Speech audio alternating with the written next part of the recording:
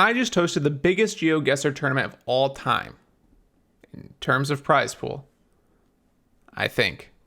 You see, after doing about 30 seconds of in-depth research, I found out that no other GeoGuessr tournament really has any prize pool of any type. It's usually just for funsies. But I think throwing cash on top of everything kind of makes everything more entertaining and suspenseful. And so I put $150 of my own money and put together a little GeoGuessr tournament that was open to anyone and ended up consisting of 8 players from around the world. Now this tournament is a little bit different. You see, most GeoGuessr tournaments are these drawn out, complex, long point-based things that it just gets messy after a while, and I'm just one person, so I can't deal with all that crap. I wanted to keep it simple, and so I made the format a single elimination best of 3 standard GeoGuessr duels tournament. Basically what this means is that 2 players will go head to head in a standard GeoGuessr duel, and in order to advance to the next round, one of the players will have to win 2 duels. You'll have to beat your opponent twice. But the thing is, if you lose, you're out of the tournament, no more second chances. And so the tournament began. The first match was Kizza and Elliot. I had never seen Elliot play before, but I knew Kizza was pretty good, and so I assumed Kizza had this in the bag, and he didn't disappoint. Kizza was able to win the first round fairly easily, and the second round wasn't much different. Despite Elliot being close, Kizza was just spot on with all of the guesses, which ended up handing him the win and advancing him to the semifinals. The next match was between 2 players, Nindris and JH. This was similar to the first match in that I had seen Nindris play before and I knew he was good, but I had never seen JH play. But this game was much closer and closer than any game in the entire tournament. These 2 went the distance. Both of these players were evenly matched, but JH beat out Nindris barely with each and every one of his guesses. Every time they would both know the country, but JH would just be that much closer. And eventually it would win him the first game and give him the 1-0 lead. But would the second game be any different? Yes, it would. They were even closer and played even more rounds, barely beating each other out with every guess until round 10 came. They were still neck and neck to the very end, but the multiplier was just too big and Nindris was just ever so slightly farther back than JH. And so JH would take the 2-0 match win and move on to the semifinals. Now we move to the second half of the bracket where one of my mods, Gage, was supposed to face Ning, who according to other players was the favorite to win it all. They were calling him the GOAT. However, at the last minute, Gage had to actually pull out of the tournament, and so it left an open spot and it needed to be filled. I will be taking his place. Me. I'm gonna be giving it my all. I'm going up against the GOAT, Ning, right now, alright? That's right, me, the organizer, the host of the entire thing, decided to face Ning. And I wasn't just going to let him get an easy win. He needed to earn it. And well, he earned it. Let's fucking go. Let's go. That's it. No, he's closer? Yeah, I kind of got my shit mixed in by Ning. I wasn't even close, really. My chat even told me he wasn't even moving his camera, and I still lost. But Ning wasn't the only GOAT at the tournament that day. You see, there was someone else. A player by the name of Q, who later told me he wanted to go by Kizen. Kizen was by far the fan favorite. Everybody was betting on him and cheering for him the entire time.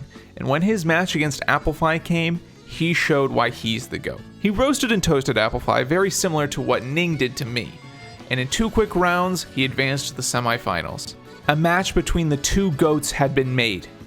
Ning and Kizen were on a crash course duel to see which one is truly the best. But before that, we had another match between Kizza and JH. Now after seeing JH play Nindris, I was scared for Kizza, but I still believe he could pull it off and advance to the finals. For a moment it seemed that it would be a repeat of what JH did to Nindris, just being closer on every guess to whittle down the enemy. But soon, Kizza would answer back, but then so would JH with a guess of his own. But it didn't matter because Kizza after several more rounds put JH away and took a 1-0 lead on the series. The pressure was on now. A spot in the finals lies in the balance. JH needed a win or he would be going home.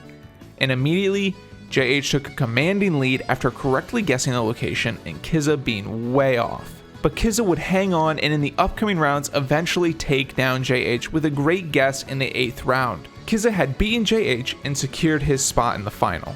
But there was one more match to be played before we had our final 2 players. A match between Ning, the overall favorite to win the entire tournament and the so-called GOAT. And Kizin, the overwhelming fan favorite and also so-called GOAT. And so it began. And Ning tried to put Kizin down as fast as possible right out of the gates with quick guesses and putting the pressure onto Kizin. And it was working. Kizin could not keep up and began to fall behind. With every guess, it seemed that Ning had Kizin's number. He was just closer on every guess, and eventually it was just too much. Ning had won the first round with taking barely any damage. Kizin was down 0-1.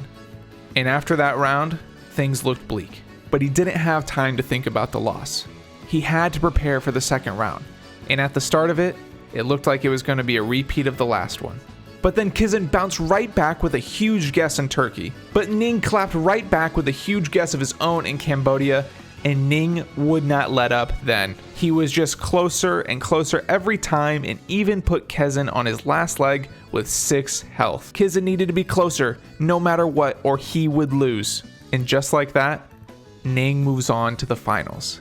And Kizin is eliminated and sent home. Ning, seeming like an unstoppable force, had one last player standing in his way from being crowned champion and $150 richer. Kiza, the underdog. He himself didn't think he would make it this far and even said that Ning would destroy him if they played. But Kiza didn't run away from the fight. He was gonna give it everything he's got. And it was time for the grand finals. Kiza immediately takes the lead on the first guess. Things seem different this time. Maybe Ning isn't as unstoppable as we once thought, but then Ning got the answer right, literally 13 yards away. But Kiza would not go away. He would answer back with great guesses of his own, and it would seem that Kiza could actually pull this off. But Ning wouldn't go away quietly. Kiza was soon in position to win the game. This was the lowest amount of health Ning has had the entire tournament. Kiza was closer, but both of the players were so close to the location it barely did any damage. So Kiza had to repeat the same thing again, to take the lead and beat Ning. But then it happened. Both men had the correct country of Peru, but only Ning guessed correctly in northern Peru. Kiza would lose the first game. He's now down 0-1. And will have to mount a serious comeback against the GOAT Ning. This is Kiza's last chance to try and steal the crown away from Ning. And he starts off to a nice little lead, but after that, it's all Ning.